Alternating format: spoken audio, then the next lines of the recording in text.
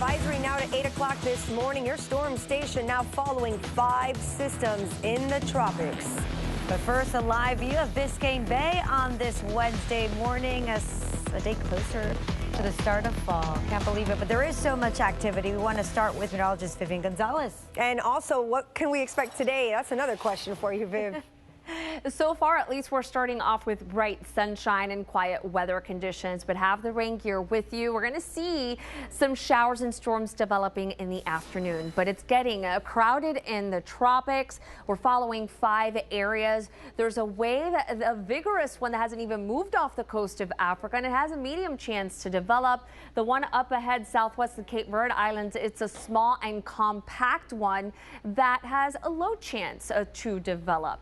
Now, the one up ahead that's located to the east of the southern Windward Islands, soaking Trinidad and Tobago with heavy rain right now, has the highest potential in forming and the one that the United States needs to closely watch. And then we're tracking Hurricane Fiona and Tropical Storm Gaston. So here's the latest satellite picture on the one that's already producing rains across the islands.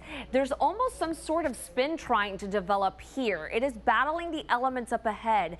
There's some cloud tops that are basically just a line on the northern side, and that's because there's some wind shear up ahead. Now, the Hurricane Center is suggesting that once it moves into the central Caribbean Sea, it will have a better chance to form, 90% of that happening, but you'll notice that the models are tightly compact in the beginning, but then they start to spread out. What they do agree on is that it's going to move to the north, and right now they don't have a good starting point, so we won't have a good end point, and something that we'll need to pay close attention to in the days ahead. Now, it's going to enter an environment favorable for growth, low wind shear in the Caribbean, and water temperatures like bathwater, especially in the western Caribbean Sea, running in the upper 80s. The latest on Fiona, the new advisories in, and 130-mile-per-hour winds. That has not changed. It's a monster of a storm, Cat 4 system moving northward, and now Bermuda under a hurricane watch, tropical storm warning, and tropical storm conditions